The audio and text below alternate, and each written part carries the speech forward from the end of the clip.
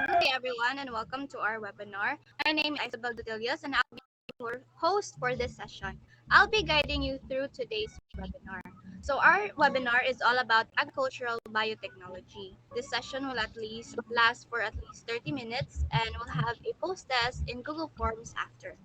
We'll also have our short prayer to start and a roll call for all the speakers today. May I call on Miss Tahas for our short prayer. Okay, let us pray. Lord God in heaven, thank you for this wonderful morning, O God. Please guide us, give us knowledge and wisdom to understand each part. Please be with us through this webinar, Lord. All this I pray in Jesus' mighty name. Amen.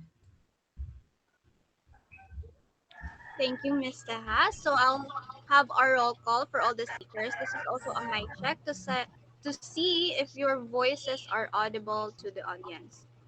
So start with Daniel Ray Oceana. Say present if you're here. Present. Thank you. Next we have Miss Annie Rose Tejas.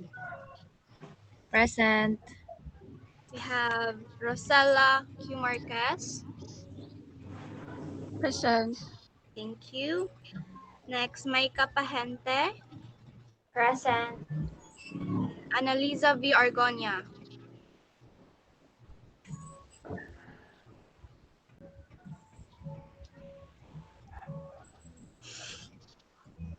Nico V. Silvestre. Please say present Present. if you're here.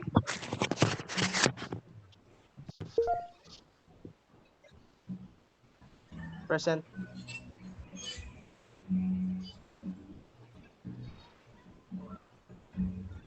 Present.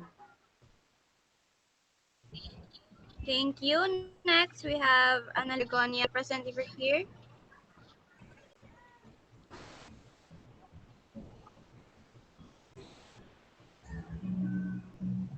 We have Miss Rohenda Nario.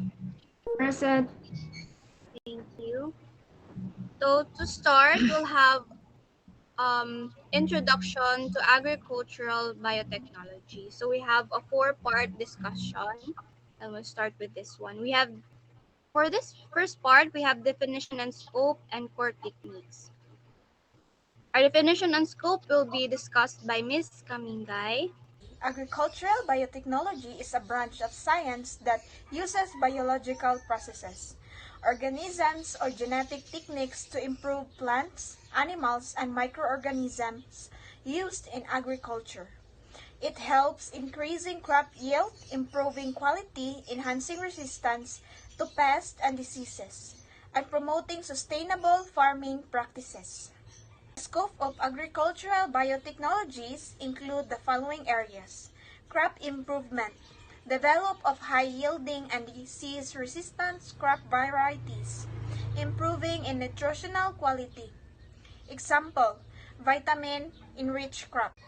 Genetic engineering, transfer of useful gene from one organism to another, development of genetically modified crops with improved traits, faster and more precise improvement compared to traditional breeding. Pest disease management, develop of pest-resistant crops, reduction in chemical pesticide use of biological control agents for eco-friendly farming. Soil and environmental management, use of biofertilizer to improve soil fertility, use of biopesticides that are less harmful in the environment. Promotion of sustainable agriculture. Animal biotechnology, improvement in animal health and productivity. Development of disease-resistant livestock, better quality of milk, meat, and other animal products.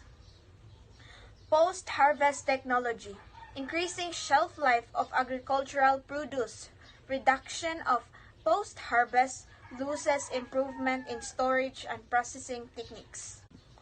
Agricultural biotechnology is vital role in ensuring food security, also in improving farm productivity and supporting sustainable agriculture. With proper regulation and ethical use, it helps meet the growing food demands of the world. Modern farming historical development role and core techniques. Definition. Modern farming refers to the use of advanced technologies, scientific methods, and improved management practices to increase agricultural productivity, efficiency, and sustainability. Historical development. Traditional farming relied on manual labor and natural conditions, crop rotations, and mechanization. Traditional farming relied on manual labor and natural conditions. The agricultural revolution introduced tools, crop rotation, and mechanization in the 20th century. The Green Revolution brought high-yield varieties, chemical fertilizer, and irrigation. Today, digital technology, biotechnology, and automation define modern farming. Role in modern agriculture. Modern farming helps increase food production, reduce labor deficiency, improve crop quality, and support food security for a growing population. It also enables efficient use of resources like water, land, and energy. Next, we have our core techniques, which will be discussed by Miss Mario. Hello everyone. Today I want to share with you about agricultural biotechnology. This is a powerful field that combines modern science with traditional farming practices. The goal is to improve crop yield, make plants more resilient, and ensure farming is sustainable for the future. There are four main techniques we will focus on. First, genetic engineering. The second, plant tissue culture. The third one is marker assisted selection. And the last one is microbial inoculants. Each of these plays an important role in modern agriculture. Let's start with genetic engineering. This technique changes the DNA of a plant to give it new traits. For example, scientists created Bt corn, which resists pests, so farmers need to use as many pesticides. Another example is golden rice, which has extra vitamin A to help fight malnutrition. Modern tools like CRISPR-Cas9 allow scientists to edit DNA with great precision, almost like using scissors to cut and paste genes. This makes genetic engineering one of the most transformative approaches in crop science. It can solve big problems quickly, but it also raises questions about safety and acceptance, which society needs to discuss. Next, we have tissue culture. This is a method where small pieces of a plant are grown in a clean laboratory in special nutrient media. From these small pieces, whole plant can grow. This technique is useful for making many copies of a good variety quickly, saving endangered plants, producing planting materials that are free from disease. For example, if a farmer has one excellent banana plant, tissue culture can produce thousands of identical banana plants in a short time. This helps farmers get healthy, uniform crops, which is very important for commercial farming. Third, let's talk about the marker assisted selection or MAS. Traditional breeding takes a long time because farmers must wait to see how plants grow. MAS makes this faster. Scientists use DNA markers like little flags in the genome to check if a plant has the desired trait. For example, if you want rice that can survive drought, MAS can identify seedlings with the right genes before they are even planted in the field. This saves years of testing and helps breeders focus only on the best plants. It is especially useful for crops with complex genomes like rice and wheat. Finally, we have microbial inoculants. These are good microorganisms like bacteria and fungi that help plants grow. Example, Rhizobium bacteria, which help legumes like beans and peanuts take nitrogen from the air. The next one is mycorrhizal fungi, which connect to the plant's roots and help them absorb water and nutrients. Using microbial inoculants reduces the need for the chemical fertilizers, improves soil health, and makes plants stronger against stress. This is a natural way to support farming while protecting the environment. What makes agricultural biotechnology powerful is how these techniques work together. Genetic engineering creates new traits. Tissue culture multiplies them quickly. Marker assisted selection makes breeding faster. Microbial inoculants keep the soil healthy. Together, they form a complete system that helps farmers produce more food and better quality and in a sustainable way. In conclusion, agricultural biotechnology is not only about growing more food, it is about growing food that is nutritious, resilient, sustainable, and accessible. These four techniques, genetic engineering, tissue culture, marker assisted selection, and microbial inoculants, show how science and tradition can work hand in hand. As we face challenges like climate change and population growth, these tools will be very important. The future of farming depends on how wisely we use biotechnology, balancing innovation with care for people and the environment. And thank you for listening. Thank you, Miss Nario. Now, for a quick break, we'll have a fun trivia question, which will be given to us by Mr. Rimata. James driver. A genetically modified golden rice was developed to address a deficiency in which essential nutrients, one that causes blindness in millions of people worldwide. A. Iron, B. Vitamin A, C. Calcium, D. Vitamin C. The answer is B. Vitamin A, because golden rice is engineered to produce beta carotene, the orange pigment that gives carrots their color, which our body converts into vitamin A. This was a game changer for regions where, where rice is a staple food and vitamin A defici- deficiency is widespread, helping prevent childhood blindness and other health issues. Thank you. Now proceed with our second part, which is the applications of biotechnology in agriculture. To start, we have crop improvement and breeding, which will be discussed by Miss Marquez.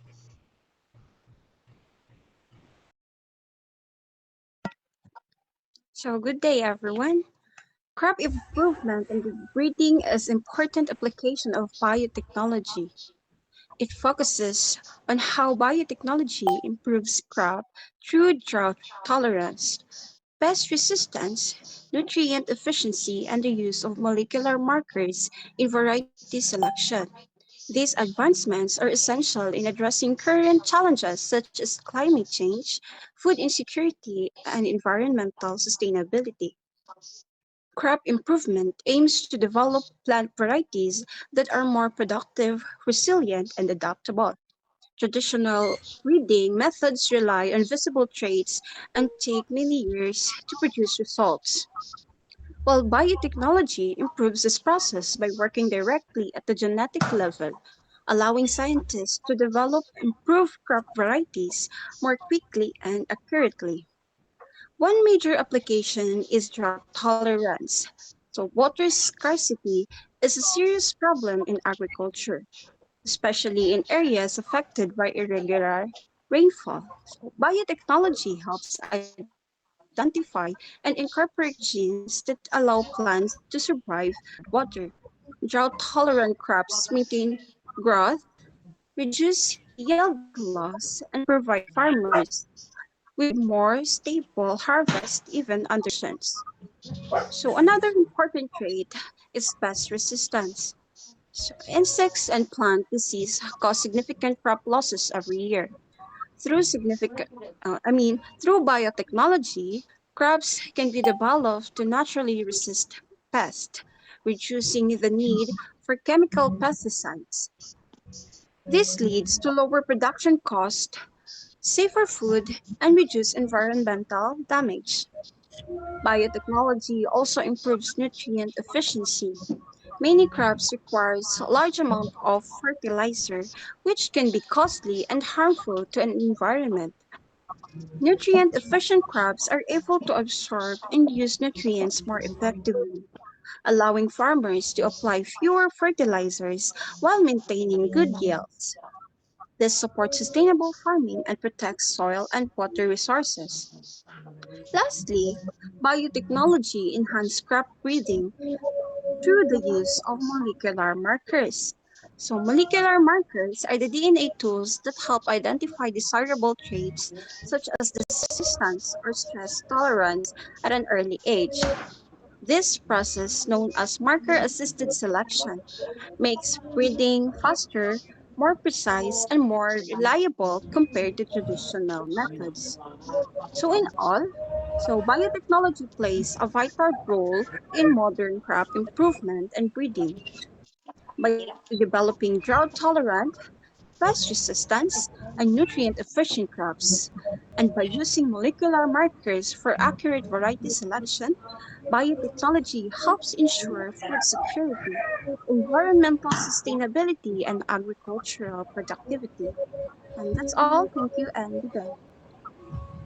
Thank you, Ms. Marquez. Now we'll proceed with the application in vitro propagation and micropropagation, which will be presented to us by Ms. Tejas. So, good day, everyone.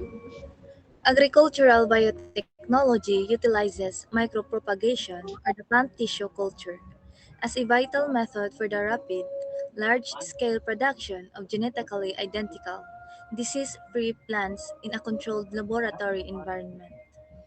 The role of micropropagation in agricultural biotechnology is a key application of plant tissue culture, which leverages the natural ability of plant cells to regenerate into a whole plant or totipotency.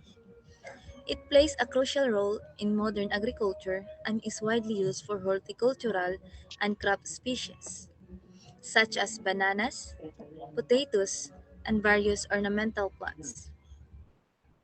Plant propagation is the general process of creating new plants from a variety of sources. Example, seeds, cuttings, etc.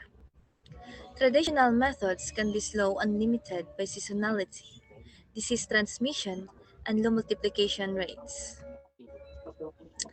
Micropropagation and in vitro or in glass or lab conditions method that uses small pieces of plant tissue or explants like shoot tips, nodes, or leaves. This process allows for rapid multiplication. Thousands of copies, like clones or soma clones, can be produced in a short time within a limited space, regardless, regardless of the season. Disease elimination.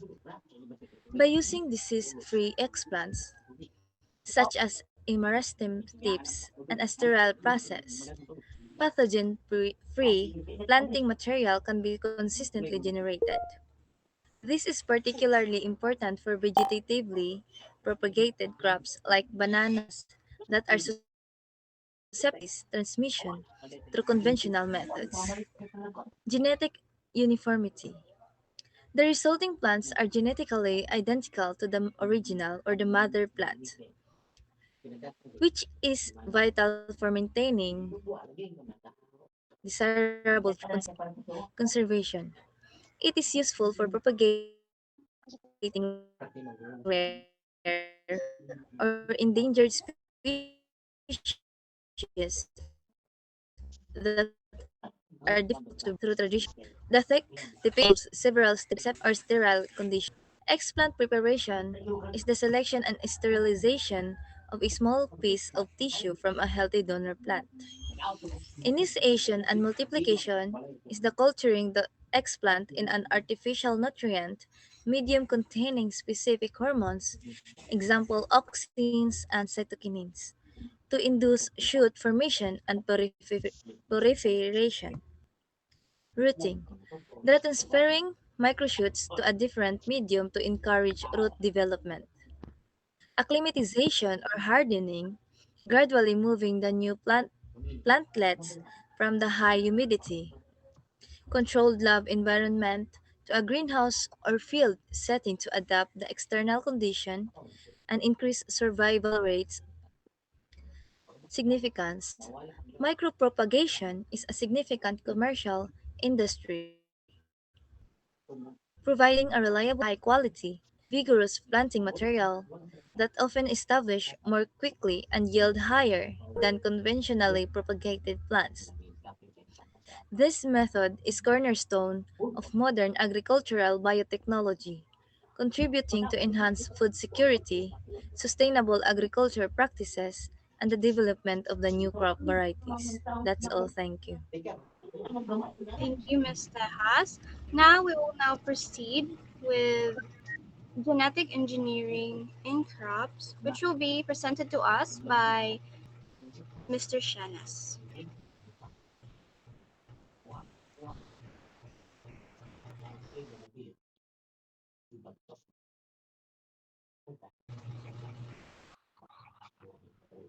So, good day everyone. Today I am going to present to you about genetic engineering in crops. Genetic engineering in crops is transforming agriculture by improving yield, nutritional quality, and resilience. Example of these are GMOs and CRSPR based gene editing are two major approach with practical application already seen in rice, corn, and vegetables. So what is GMOs? GMOs or stands for genetically modified organisms are crops altered by inserting foreign genes to express desirable traits. So here's some example of GMOs. First is the BT cotton. BT cotton is engineered to produce Bacillus thuringiensis toxin, protecting against pests like corn borers, reducing pesticides use, and increasing yields. The next is golden rice. Golden rice are modified to produce beta-carotene, a precursor of vitamin A, addressing malnutrition in regions where rice is a staple. And the third one is the virus-resistant papaya, developed in Hawaii to resist papaya ring spot virus, having this industry from collapsed. So GMO also had its benefits, which provides higher productivity, reduced chemical inputs, and improved nutritional content. The next one is CRISPR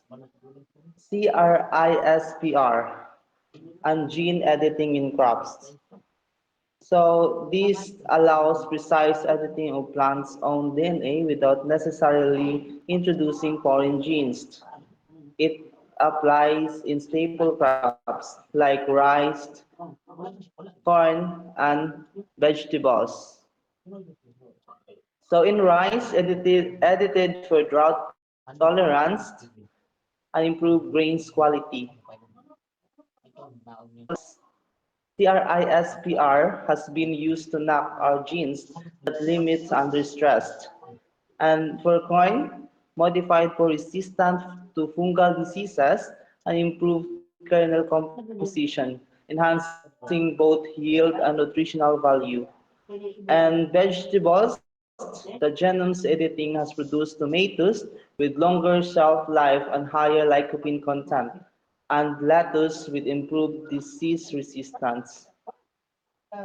So there are risks and consideration in GMO and CRISPR. So the risk and consideration is environmental impact. In environmental impact, clouds alter ecosystems. And in socio-economic issues, the farmers may face dependency on biotech firms for seeds, and the other reason consideration is ethical debate.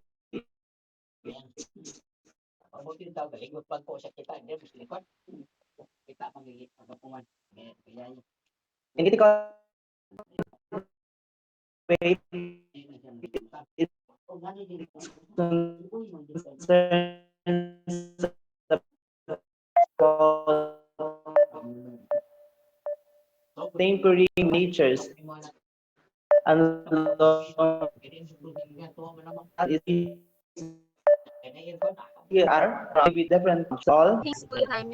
For a break, we'll have a quick quiz break presented by Mr. Rimata. Quiz break. Question number 1. Which biotech method is used to clone disease-free banana plants? Answer is tissue culture, also called micropropagation. This method involves growing tiny species of healthy banana tissue, like shoot tips, in a sterile, nutrient-rich medium to produce large numbers of genetically identical disease-free plantlets. Question number 2. True or false? BT corn is genetically engineered to resist fungal infections. Answer is false because BT corn is modified to contain a gene from the soil. Bacterium Bacillus thuringiensis, which produce a protein that is toxic to specific insect pests, such as corn borers. It does not provide resistance to fungal infections. Question number 3. Name one benefit of using microbial inoculants in crop production. Answer is the one benefit is improved nutrient uptake by plants.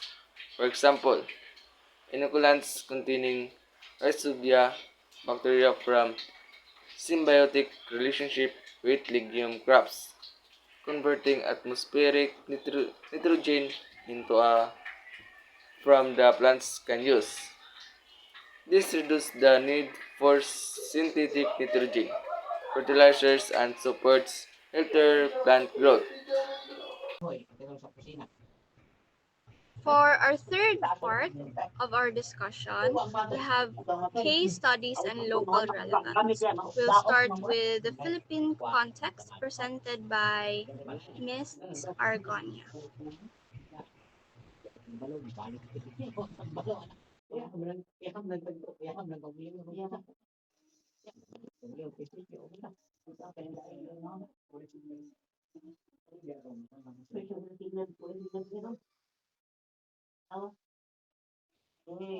Good day, everyone.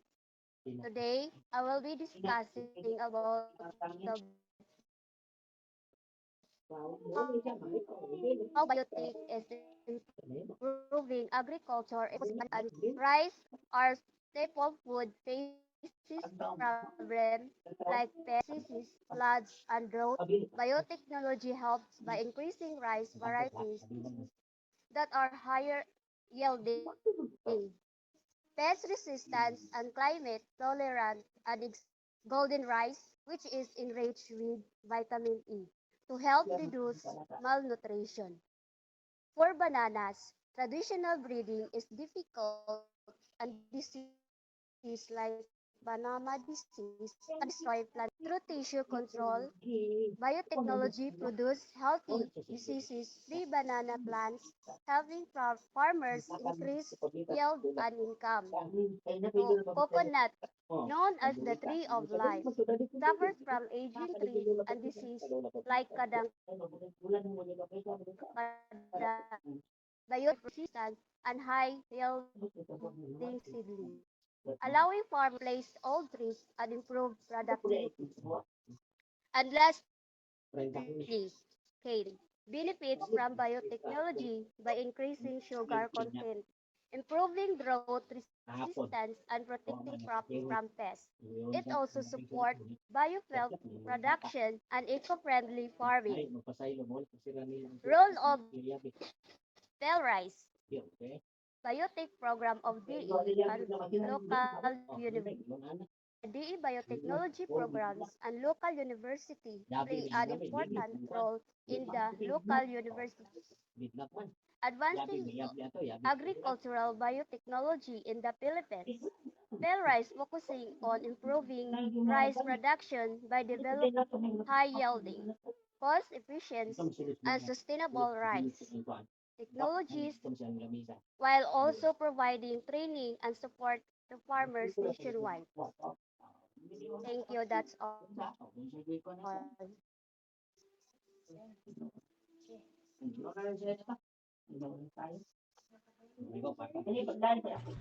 Thank you, Ms. Argonia. Now we'll proceed with the global innovations presented to us by Ms. Pahente.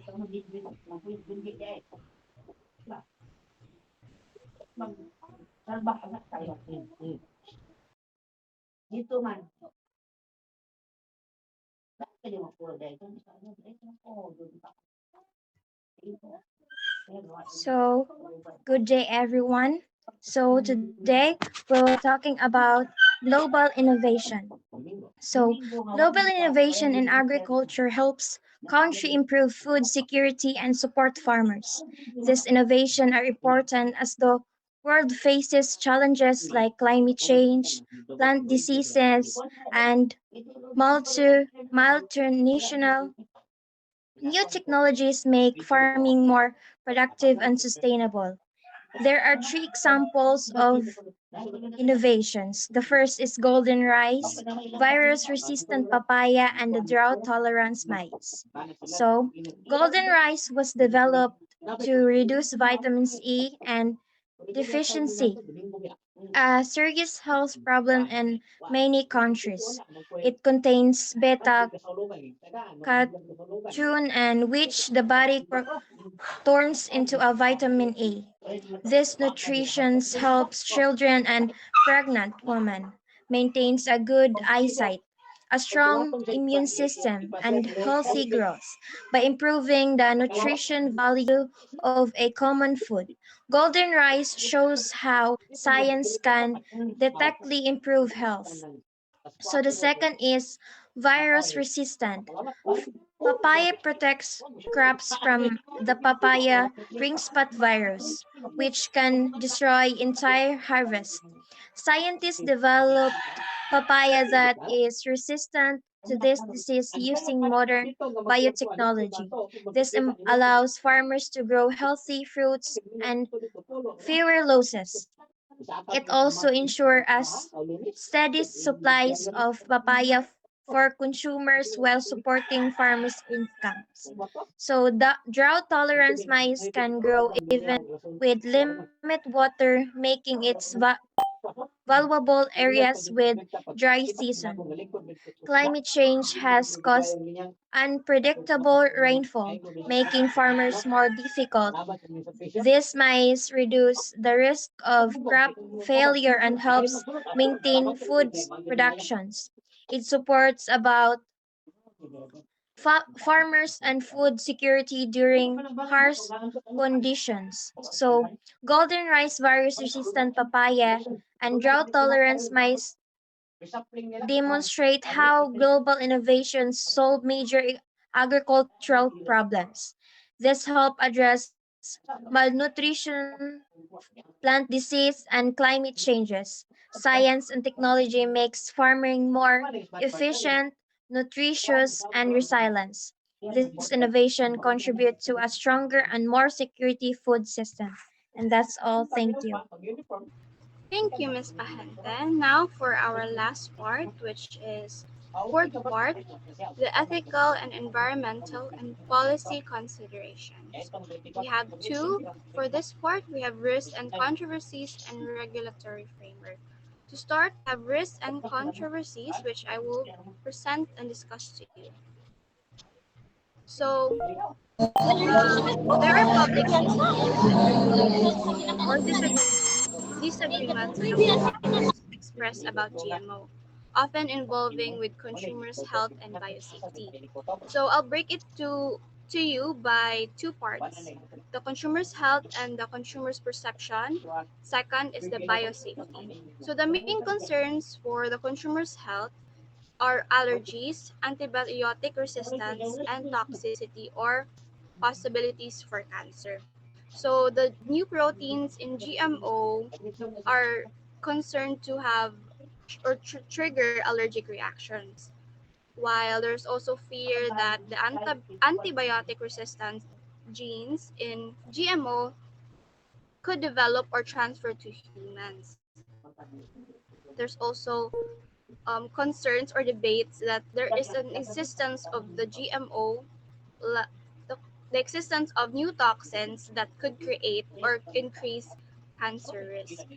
So the major health organizations find no evidence of harm from the current available GMOs.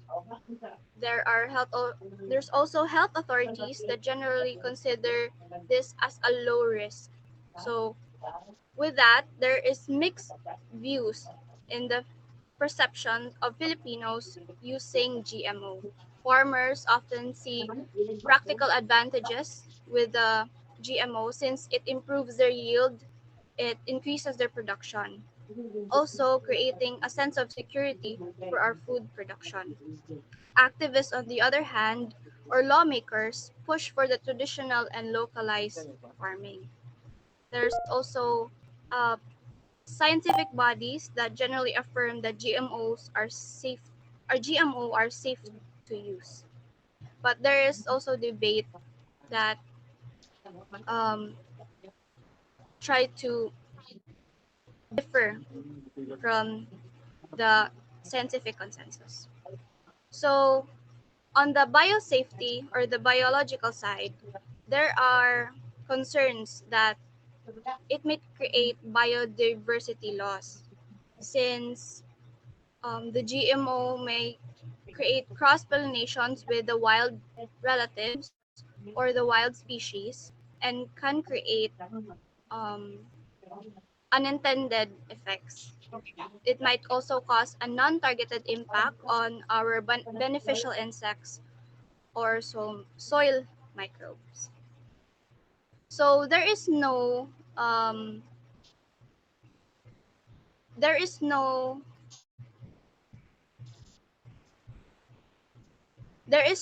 evidence that there is no risk that the GMO can bring. But there's still ongoing debate about this. So in conclusion, the GMO presents both opportunity and challenges. While they offer potential benefits like to our farmers, the yield and the food security, it also bring concerns about our health and environmental impacts. It may cause long-term effects in our ecosystems. So in the Philippines, we have regulatory frameworks and international protocols that we try to follow to balance the technology with our safety. Since the public debate and the legal challenge here discussed by Mr. Bilvestre. Good day, everyone. And here's my topic: Philippine Biosafety Guidelines, Cartagena Protocol, Labeling Laws. Philippine Biosafety Guidelines are a set of national rules and regulation governing research, development, handling, transport, and use of genetically modified organisms. GMOs are potentially harmful biological agents. They were established to ensure the safety of human health and environment. And the Cartagena Protocol, the biosafety to the Convention of Biological Diversity is an international agreement on the safety, handling, transport, and use of labeling modified organisms. resulting from modern biotechnology. It came into force in 2003 and aims to protect biological diversity from potential risks posed of LMOs. And the last leveling laws are legal requirements for producers to provide specific information on product packaging, often including ingredients, nutritional facts, origin, and safety warning. In the context of biosafety and GMOs, this law often mandate the clear identification of product containing and genetically modified ingredients to inform consumer and allow them to make informed choices. That's it. Hey, good day everyone. I am Arjan Banglos Cabo Verde, one of the nurses student, Pamplona campus, BSA agriculture student, and I am here to discuss the biofertilizers boosting crop yield sustainability. Um, as we discuss this biofertilizer, I'm sure that you have a lot of questions for this topic. So, what are the biofertilizer? It is a product containing live microorganisms such as bacteria and fungi that promotes plant growth by enhancing their nutrient availability. For example, is the rhizobium and nitrogen fixation in legume, azospirillum, nitrogen fixation in cereal, and for the mycorrhiza, phosphorus uptake. So how did this work, or how did they work? They colonize the plant roots, cellulose nutrients, produce the growth promoting substances. And for the benefits of this biofertilizer is for the soil health. They improve structure, increase in organic matter. For the crop yield, both 10 to 40%. It varies by the crop that you planted. For the environmental impact, it reduces chemical fertilizer by 30 to 50%, minimize soil and water pollution, promotes beneficial soil microbes, and for the economic, it lowers the input cost potential for premium markets for the organic produce. And the for the types and application for this one, for the biofertilizer is nitrogen fixers. As I have said a while ago, rhizobium legumes like soybean, peanut, and azospirillum is cereals like corn and rice. Mycorrhiza, a wide range crops. Phosphate, solubilizing bacteria. For the application method, we have the seed treatment. Coats seeds with biofertilizer mix, soil inoculation with soil inoculation with the compost soil, and before planting. And then for the success stories, the Philippine IRR I study biofertilizer plus reduce the nitrogen fertilizer increase the rice yield by 15 to 15%, 15 to 20%. And for the India, which is they have the crops corn, they use the azospirillum plus reduce the nitrogen fertilizer. They cut the cost by 3,000 pesos per hectare. So It is a for the Kenya, which is the crop. Also the corn is mycorrhiza inoculation boosted their yield by 30%. So I have a question and answer. So how to choose a biofertilizer? For me, match crop in PK, nitrogen, potassium, phosphorus, and potassium, and the soil type. Check microbial strain efficiency.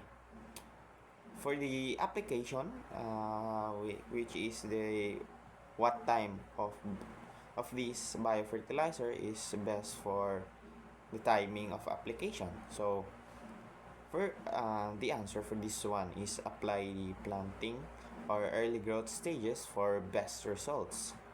For the takeaways, biofertilizers enhance sustainability and productivity, complement with the good agronomic practices, irrigation and pest management, potential for organic farming and reducing the carbon footprint. So as we discuss the biofertilizer, we can say that it is have a great impact in the farming industry, not just backyard farming, but for e for its uses in organic fertilizer. So the less you use the chemical fertilizer, the more you promote the biofertilizer or organic fertilizer. So that's it. And I that's all of my presentation. Thank you. And that is the last of our discussion, our webinar. Thank you for listening.